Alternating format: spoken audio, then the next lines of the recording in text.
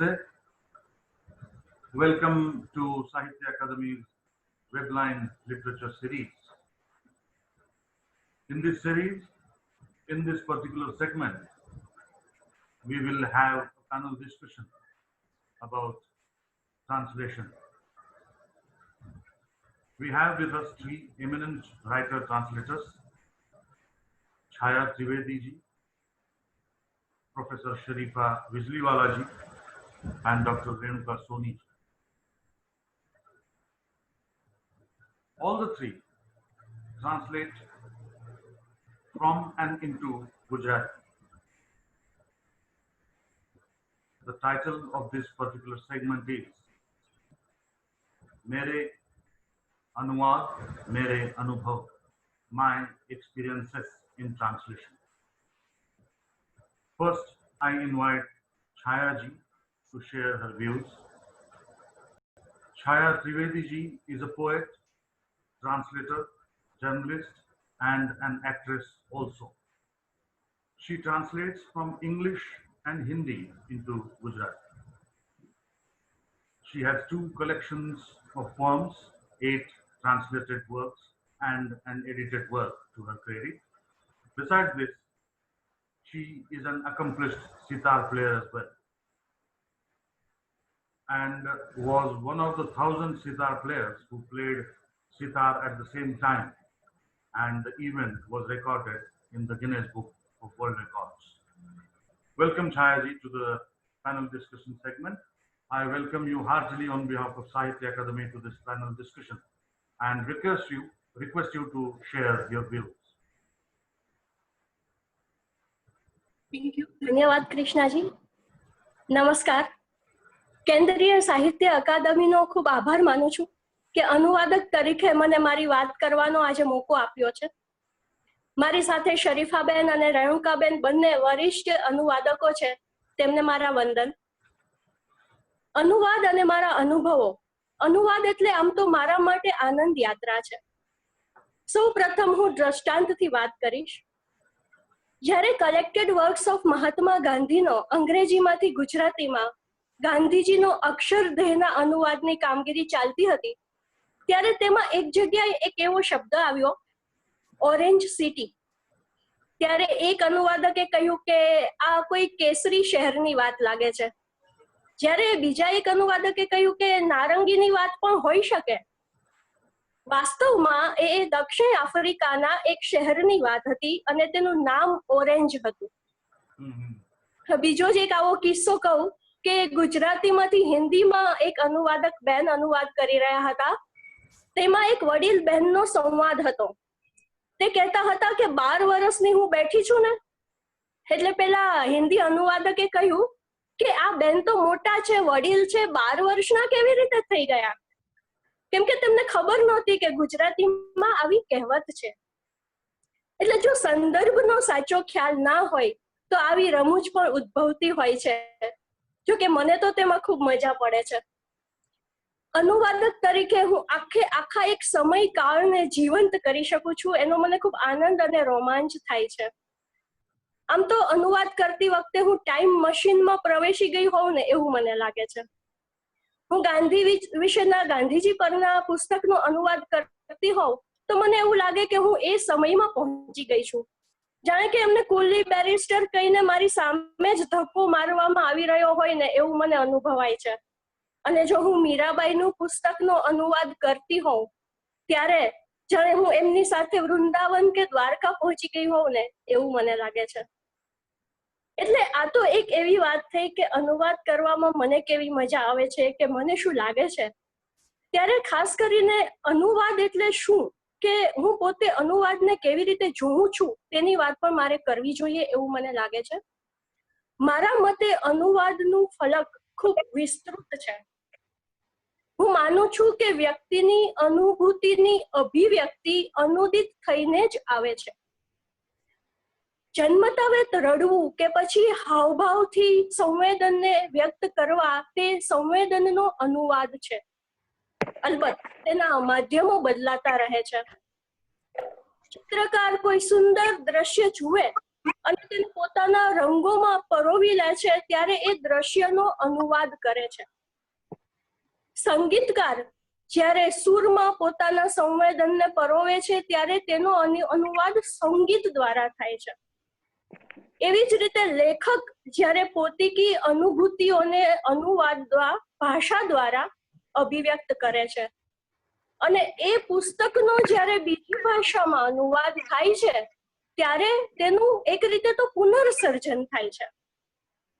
આમ મને લાગે છે કે અનુવાદ એ એક ભાષામાંથી માત્ર બીજી ભાષામાં થતું ભાષાંતર જ નથી, બલકે ક્ષણે ક્ષણે અનુવાદ થતા રહે છે. ફક્ત અભિવ્યક્તિનું માધ્યમ બદલાય છે.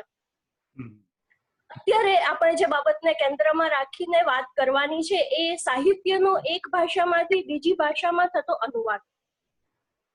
મને અનુવાદ કરવાનું એટલા માટે ગમે છે કે હું કોઈ એક ભાષાને માત્ર બીજી ભાષામાં નથી લઈ જતી, બલકે એક આખી સંસ્કૃતિને, એક આખા સમાજને, એક આખા પરિવેશને, એક આખા જીવનને બીજી ભાષામાં લઈ જાઉં છું. અનુવાદ દ્વારા કોઈ એક પ્રદેશ, તેની સંસ્કૃતિ, એ સમય, એ ઘટનાઓ, એ પ્રસંગો, એ પરિપ્રેક્ષ્ય, તત્કાલ જીવાતા જીવનનું સત્ય, આ બધું જ બીજી એક ભાષામાં ગતિ કરે છે. એટલે મને એમાં ખૂબ જ મજા પડે છે. આમ તો મને નાનપણથી જ સાહિત્યમાં ખૂબ રસ રહ્યો છે.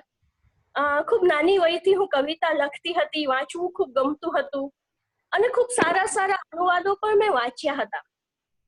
પરંતુ ત્યારે મને પોતાને અનુવાદ કરવાનો કોઈ વિચાર નહોતો આવ્યો.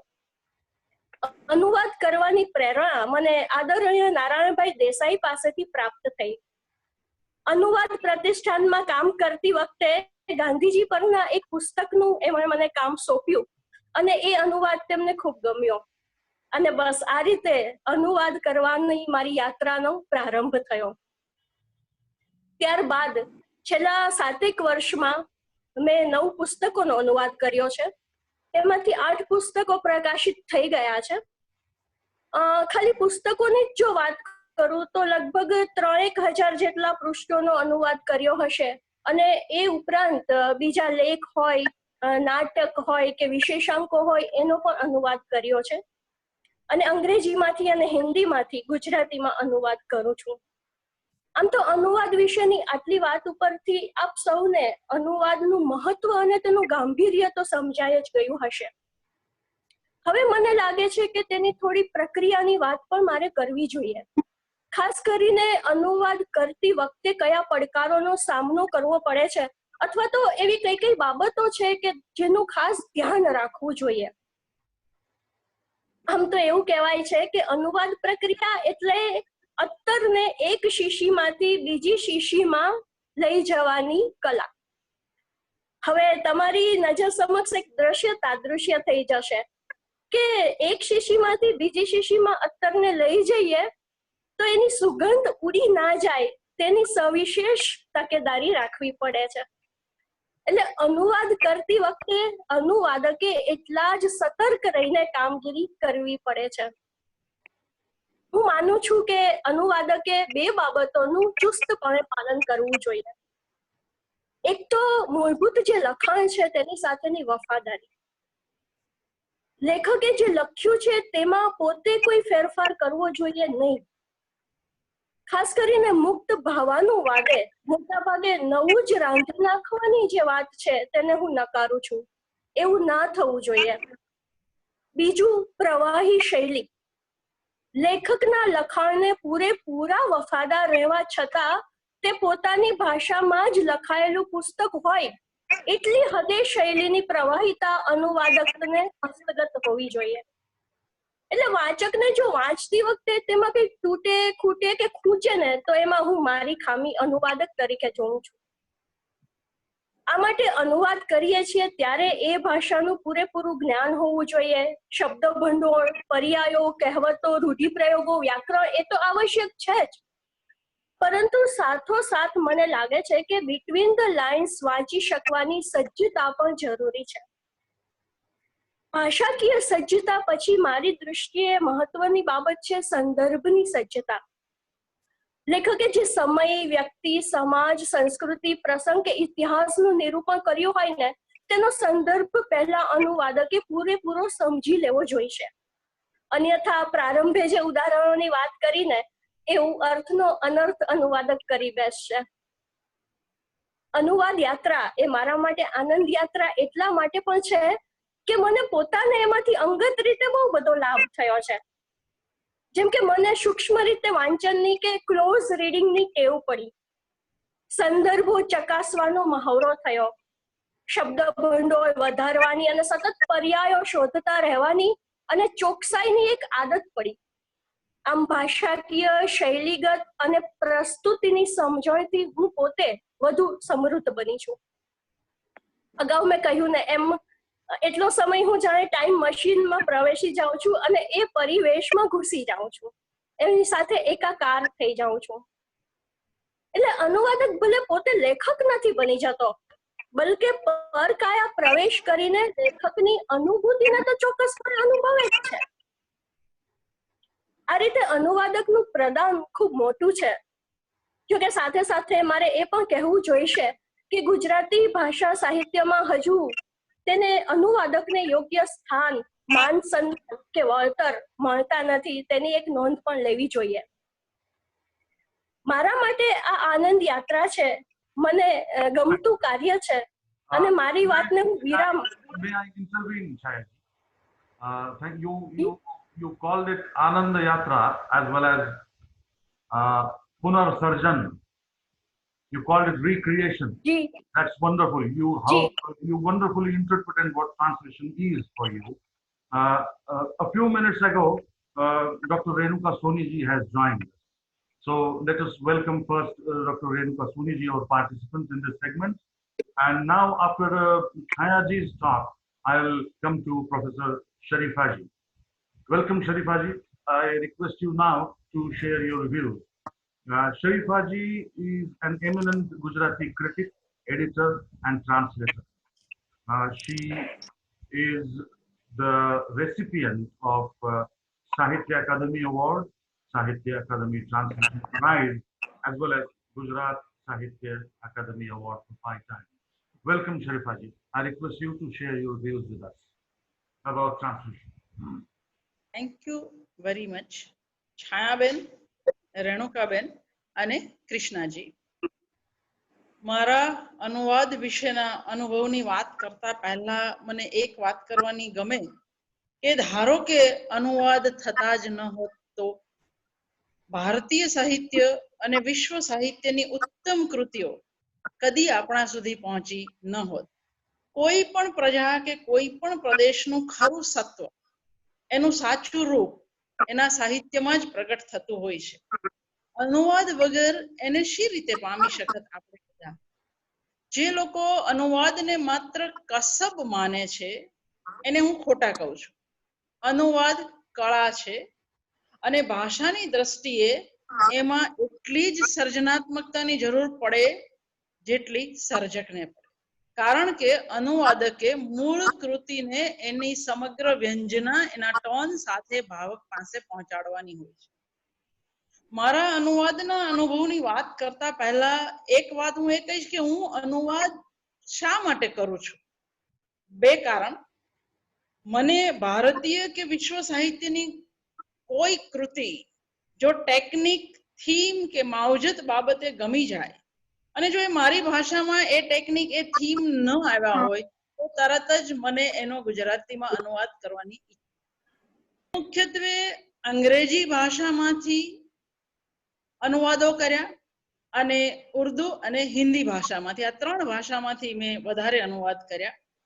ખાસ કરીને હેમિંગવે, સમરસેટ મોમ, અકનર, Malamud, Moravia, Isaac Bashevis Singer, George Orwell, James Thurber, John Wyndham, આ બધાની વાર્તાઓ ના અનુવાદ કર્યા અને સ્ટીફન ઝ્વાઇગ જેવો લેખક હોય એની લાંબી વાર્તાઓના અનુવાદ કર્યા.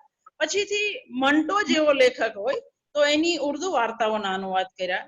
ઇંતઝાર હુસેન જેવો લેખક એની ઉર્દુ વાર્તાઓના અનુવાદ કર્યા અને ભારત વિભાજનને વિષય બનાવતી વાર્તાઓ, પાર્ટીશન સ્ટોરી, એના ઉર્દુમાંથી અને હિન્દીમાંથી અનુવાદ કર્યા.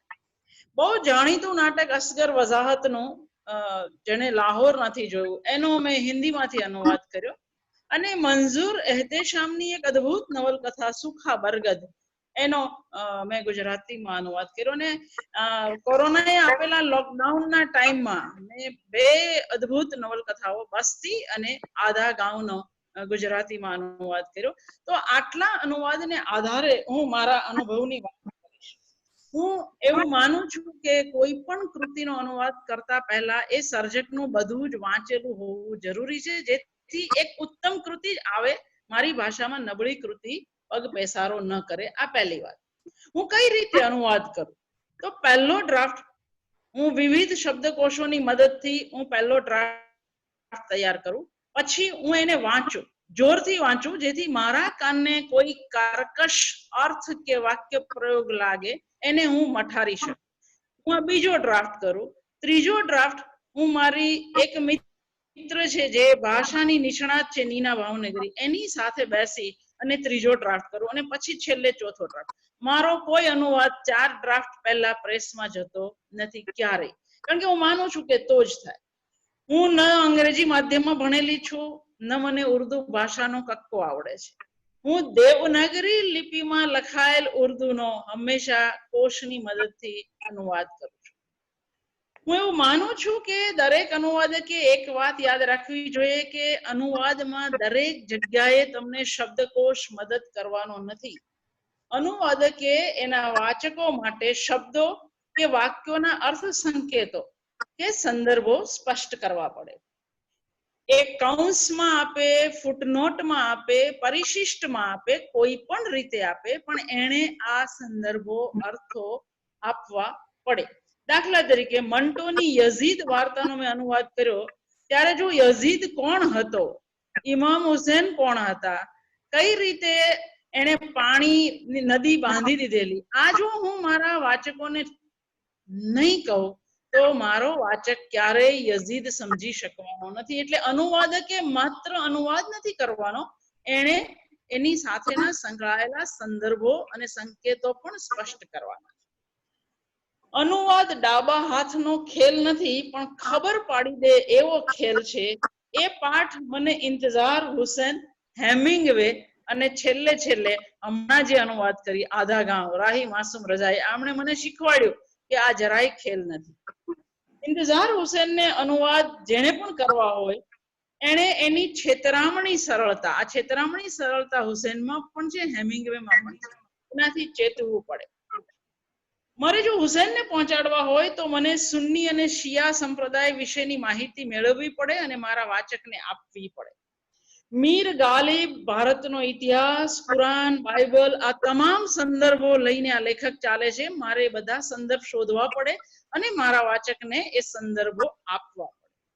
એમની એક વાર્તાનું ઉદાહરણ આપું. એમની બહુ જાણીતી વાર્તા એક બિન લિખી રઝમિયા, એન અનરિટન એપિક નામે જે અનુવાદિત અંગ્રેજીમાં થઈ, એની અંદર એક વાક્ય સીધું સાદું છે કે અબ યહાં પે ઝટકે કા માંસ મિલતા હૈ.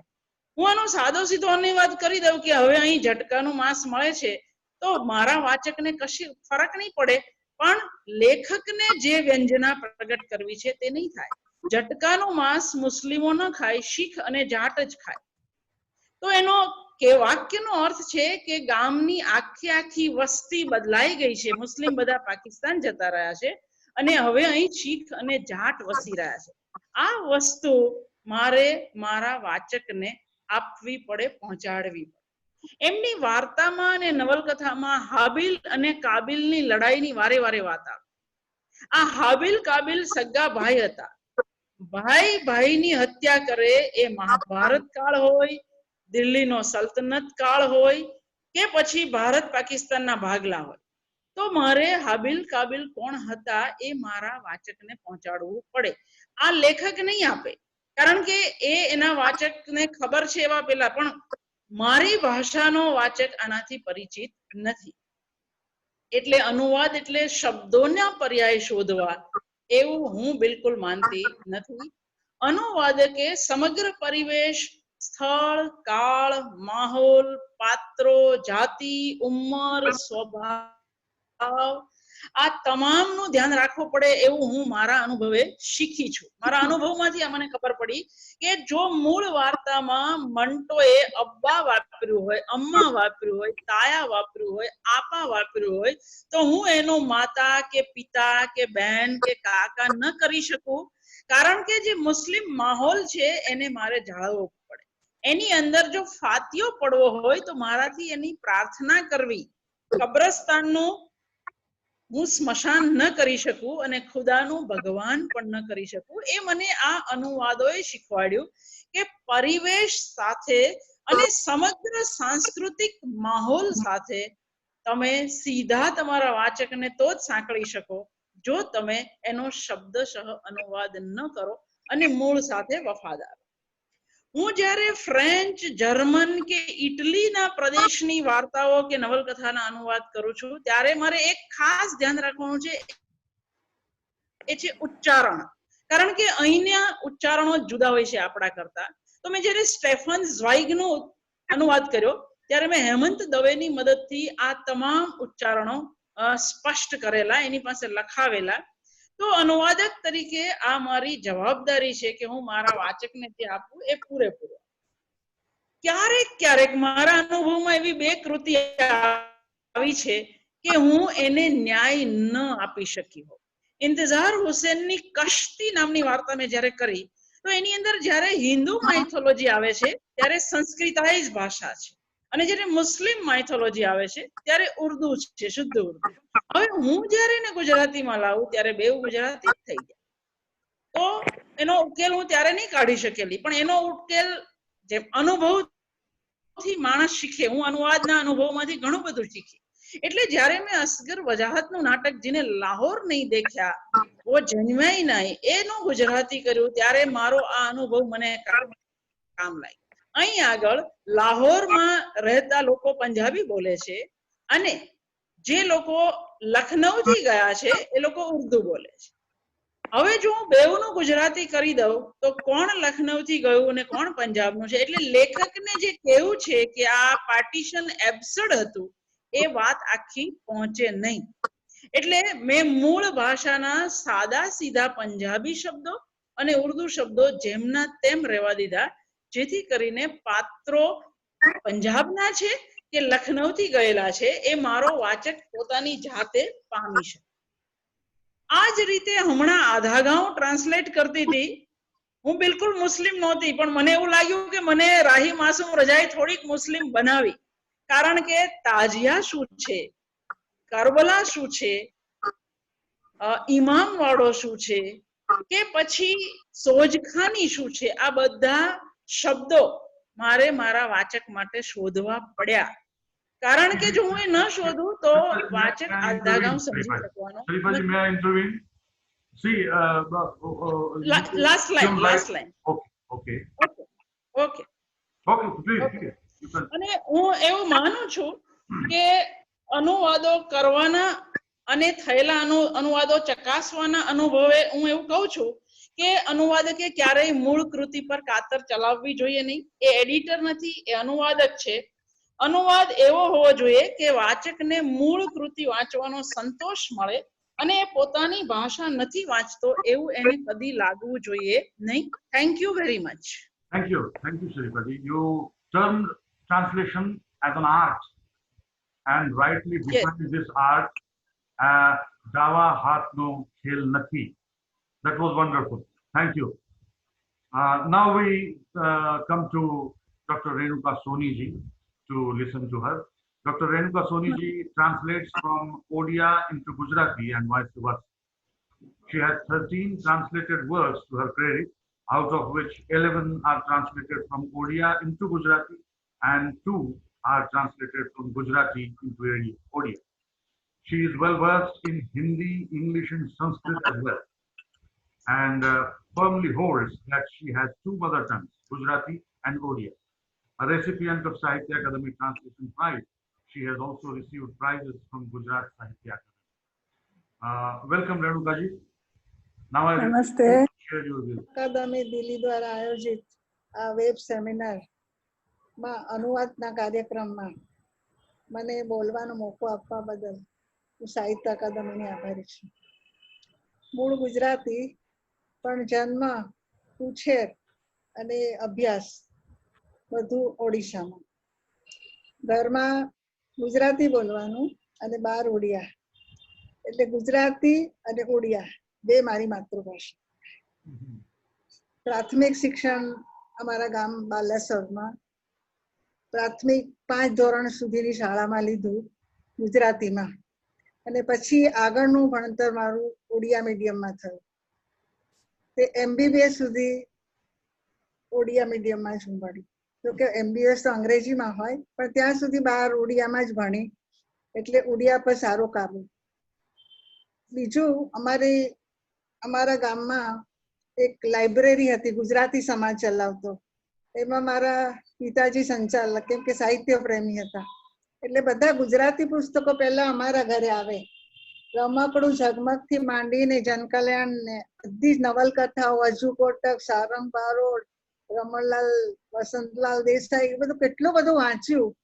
પહેલા પુસ્તકો અમારા ઘરે આવે એટલે વાંચવાના જ, પછી જ લાઇબ્રેરીમાં જાય. અને આ બાજુ ઉડિયા બેનપણીઓ જોડે ઉડિયા સાહિત્ય એટલું જ વાંચ્યું. વાંચવાનો એટલો બધો શોખ કે રાત્રે મચ્છરદાનીમાં પણ ઝીણા પ્રકાશમાં વાંચું. એવી રીતે આંખે ચશ્મા પણ આવી ગયા. પણ મને લાગે છે કે એ વાંચનથી જ મારા સાહિત્યના બીજ રોપાયા. અને પછી તો પરણીને ગુજરાત આવી, પહેલી વાર ગુજરાત જોયું, અને નસીબ મને સાહિત્યકારને ત્યાં જ પુત્ર વધુ રૂપે લઈ આવ્યું.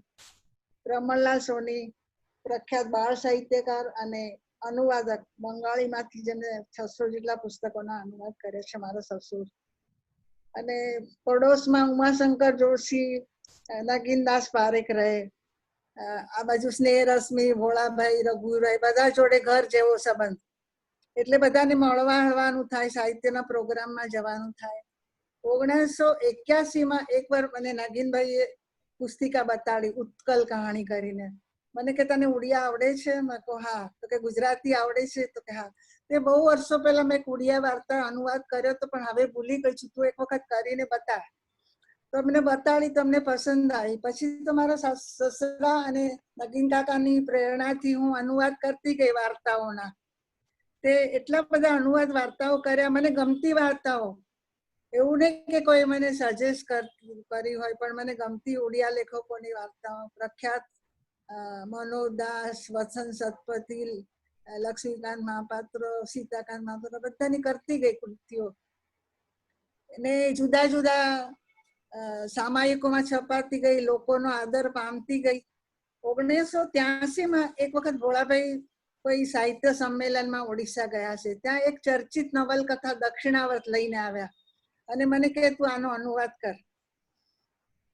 અરવિંદના દર્શન પર આધારિત એ નવલકથા દક્ષિણાવર્ત. તો મેં તો એનો અક્ષરિક અનુવાદ કર્યો, કેમ કે મને વિષયમાં બહુ સમજણ નહોતી દક્ષિણાવર્તમાં. તો કર્યો, અને સાહિત્ય પ્રેમી એટલે રમણલાલ જોશી, જે અરવિંદના ભક્ત છે, એમને બહુ પસંદ આવી, અને એના વિશે લેખ પણ લખ્યો. પણ મને લાગે છે કે અનુવાદ એટલો મારો સારો નહોતો. અત્યારે આ તબક્કે હું કરું તો ઘણો સારો થાય, પણ થયું. એ પછી એક નંદી કાકરી, એક કા નામની કાનુચરણ મહંતીની નવલકથા, જેની પર ઉડિયા ફિલ્મ પણ બની હતી, અને પ્રસ્તાવના નગીનભાઈ પારેખે લખી. અને પછી તો એનું વિવેચન રઘુવીર ચૌધરી ને ભોળાભાઈએ કર્યું, ને ગમી અમને બંનેને, અને પાઠકોમાં બી આદર પામી. પછી આવી અંધ દિગંત, સ્વાતંત્ર્ય સેનાનીના જીવન પર આધારિત નવલકથા, બહુ સુરેન્દ્ર મહાંતીની, ઘણી ચર્ચિત નવલકથા, બહુ પ્રખ્યાત નવલકથા, પણ ઘણી લાંબી અને ધીરજ માંગી લેવી, તો પણ મેં કરી, અને ગુજરાત સાહિત્ય અકાદમીનું પહેલું ઇનામ મળ્યું. પણ મને ટૂંકી વાર્તાઓ પ્રત્યે વધારે આકર્ષણ. ટૂંકી વાર્તા હું કરતી જતી હતી એમાં, એટલે રેવતી કરીને ગુજરાત સાહિત્ય અકાદમીની સહાયથી રેવતી કરીને 2000માં છાપી. એમાં રેવતી કરીને ફકીરમોહન સેનાપતિની વાર્તા, જે બહુ પ્રખ્યાત સાહિત્યકાર ઓડિશાના, અને એ રેવતી એ ભારતીય ભાષાની પહેલી ટૂંકી વાર્તા ગણાય.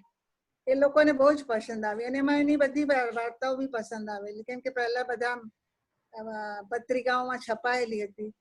અને પછી મનોદાસની વાર્તાઓ NBTએ મને કરવા આપી અને એને તો સાહિત્ય અકાદમીનો કેન્દ્રીય સાહિત્ય અકાદમીનો પુરસ્કાર પણ મળ્યો 2003માં. પછી મારી જે બધી વાર્તાઓ હતી એ ગુર્જર ગ્રંથરત્ન કાર્યાલયે છાપી. એમનું અમૃત પર્વ હતું, 75 લેખકોની પુસ્તકો છાપ્યા. એમાં મારું સદનસીબ કે મોટા લેખકોની હરોળમાં મારું પણ એક પુસ્તક એમને છાપ્યું, ઉડિયા શ્રેષ્ઠ વાર્તાઓ. એમાંની જે વાર્તાઓ હતી લોકોને બહુ જ ગમે. આજે બી કોઈ વાંચે છે તો મને ફોન કરે છે કે એ વાર્તાઓ એટલું એનો હૃદય સ્પર્શી એનો અંત છે. પછી ગોપીનાથ મહાંતીની વાર્તાઓ કરી, એ દિલ્હી સાહિત્ય અકાદમીએ છાપી. અને વચ્ચે વચ્ચે હું કવિતાઓ પણ કરતી હતી કે ભોળાભાઈનું એક સ્વપ્ન હતું. ઉમાશંકરને એમને પ્રોમિસ આપેલું કે હું ઉડિયા એન્થોલોજી કરીશ, ઉડિયા કવિતાઓની. એટલે એમની સાથે હું સીતાકાંત મહાપાત્ર અને બધાની કવિતાઓ એમની જોડે કરતી હતી. પણ પછી તો એમની માંદગી ને એમનું મરણ ને એના લીધે પુસ્તકનું કામ આગળ વધ્યું નહીં. એ દરમિયાન હું અમને કવિતાઓ કરતી જે ત્યાં છપાતી ઓડિશામાં, વાર્તાઓ પણ છપાતી, ગુજરાતીમાંથી વાત કરું છું. અને ત્યારે રાજેન્દ્ર શાહને જ્ઞાનપીઠ મળેલું એટલે એમની મેં કવિતાઓ કરીને ત્યાં એમને પરિચય કરાયો એમનો. રઘુવીરભાઈની મળી તો એમનું પોટકું વાર્તા કરીને પરિચય કરાયો. એટલે મારા મનમાં એ તો હતું કે આપણું અહીંયા કંઈક લઈ જવું છે. એ પછી વાત, એ પહેલા આ બધી મારી વાર્તાઓ, વાર્તા સંગ્રહ પ્રગટ થયા એ દરમિયાન કવિતાઓ મેં કરી અને એ સુરેશ દલાલે સંપાદિત કરી, કવયત્રી વિશ્વમાં. એમાં મારી 4-5 કવિતાઓ અમને લીધી. અને કવિલોક વગેરે શબ્દ સૃષ્ટિ પરબમાં પણ કવિતા આવતી હતી. એ દરમિયાન દિલ્હી સાહિત્ય અકાદમીએ મને એક કવયત્રી નંદિની પ્રતિભા સતપતિનો એક તન્મય ધૂલી કરીને મને અનુવાદ કરવાનું કામ સોંપ્યું. એ મેં કરીને આપ્યું. પછી કવિ પ્રજનાથ રથ, જે અમારા બાલેશ્વર ગામના, મારા ગામના લેખક કવિ, બહુ ઉમદા માણસ, એમનું ભિન્ન અભિન્ન કરીને કવિતા સંગ્રહ કર્યો. એ પણ અકાદમી બહાર પડ્યો. આવી રીતે મેં ઉડિયા લગભગ 11 પુસ્તકો કર્યા ગુજરાતીમાં, ઉડિયામાંથી. ગુજરાતીમાંથી સાહિત્ય મૂળ ગુજરાતીમાંથી અંગ્રેજીમાં થોડું થયું છે, પણ બીજી ભાષામાં કશું થયું નથી. જ્યારે બંગાળી, મરાઠી, અંગ્રેજીમાંથી ઘણું સાહિત્ય ગુજરાતીમાં આવ્યું છે. તો મને એમ થયું કે થોડું મારું જે ઋણ છે મારી ભાષા પ્રત્યે, ત્યાં થોડું કામ કરું. એટલે મેં ગુજરાતી કવિતા, 20મી શતાબ્દીની ગુજરાતી કવિતા, એ નામનો સંગ્રહ કર્યો. અને ગુજરાત સાહિત્ય અકાદમીની આર્થિક સહાયથી ત્યાં છપાયો. 20મી સદીની ગુજરાતી કવિતાઓ. એમાં 55 કવિ લીધા મેં અને 90 કવિતાઓ. ઉમાશંકર, સુંદરમ, રાજેન્દ્ર શાહથી માંડીને સૌમ્ય જોશીની કવિતાઓ લીધી. અને પછી વાર્તા સંગ્રહનું કામ લીધું. તો એ ગુજરાતની શ્રેષ્ઠ વાર્તાઓ, જે પણ દિલ્હી સાહિત્ય અકાદમીએ છાપ્યું, અને એમાં 23 વાર્તાઓ લીધી. ધૂમકેતુ, વિરેપથી માંડી અને કિરીટ દુધા સુધીની 23 વાર્તાઓ. વધારે લેવાની હતી પણ પૃષ્ઠ સંખ્યાની મર્યાદા હતી મારા માટે, એટલે મેં 23 વાર્તાઓ કરી. હવે મારું એક સપનું છે કે આપણું ગુજરાતી બાળ સાહિત્ય લઈ જવું ઉડિયામાં. હવે જોઈએ ક્યારે થાય છે. અને મેં થોડી બાળ વાર્તાઓ કરી છે જે છપાઈ પણ છે ઉડિયામાં. હવે બધું ભેગું કરીને કામ કરીશું. હવે મારે કહેવાનું છે કે આ અનુવાદ મેં કર્યા તો મને શું મુશ્કેલીઓ આવી. આમ તો મુશ્કેલીઓ મને કશી નડી નથી, કેમ કે મારી તો બંને ભાષા હતી. પણ તો પણ મને એમ થાય છે કે કોઈએ સારો અનુવાદ કરવા માટે બંને ભાષામાં પોતાનો કાબુ હોવો જોઈએ, જેથી અન્ય ભાષામાં આપણે જે ભાષામાં અનુવાદ કરતા હોય એમાં કઈ ગેરસમજ ના થાય, લોકોને સરખો અર્થ સમજાય. એટલે તમારો બંને ભાષા પર કાબુ હોવો જોઈએ. અને મૂળ કૃતિ વાંચતા હોઈએ એવો જ અનુભવ થાય લોકોને. અનુવાદ એવો કરવો જોઈએ કે તમને મૂળ કૃતિ, તો એના માટે તમારું સાહિત્યનું જ્ઞાન પણ મૌલિક લેખક જેટલું જ જોઈએ એવી તમારે શૈલી વિકસાવી જોઈએ. બીજું આવે છે શબ્દ ભંડોળ. તમારું શબ્દ, મૂળ શબ્દ ને બંધ બેસતો શબ્દ ત્યાં મૂકવાનો. હવે એમાં પણ એક કળા છે. એ તમને હવે ઉદાહરણ લઉં તો આ જે પરેશાની, મુશ્કેલી, એ શબ્દનો એક સાચો શબ્દ, એટલે નિર્ભય કે બધા નહીં, એ બધા નહીં, પણ એક સિમ્પલ જે મોઢામાં આવે, કાને લોકોએ સાંભળ્યો હોય એવો શબ્દ લેવો જોઈએ, કોઈ અઘરો શબ્દ નહીં. હવે મારે કોઈની રજા લેવી છે તો મંજૂરી શબ્દ હું ન વાપરું, ત્યાં હું રજા શબ્દ વાપરું, કેમ કે મંજૂરી બહુ લોકોએ સાંભળ્યો ના હોય. એટલે આ એક વસ્તુ છે. અને બીજું કે તમે એક ઉડિયા બંગાળીમાં માં શબ્દ બહુ વપરાય. દીકરી માટે, પૌત્રી માટે, પુત્રવધુ માટે માં શબ્દ વાપરે. હવે એ જે શૈલી જે છે એ ત્યાં આપણામાં ગુજરાતીમાં માં શબ્દ માટે તમે દીકરી, બેટા એવું વાપરો.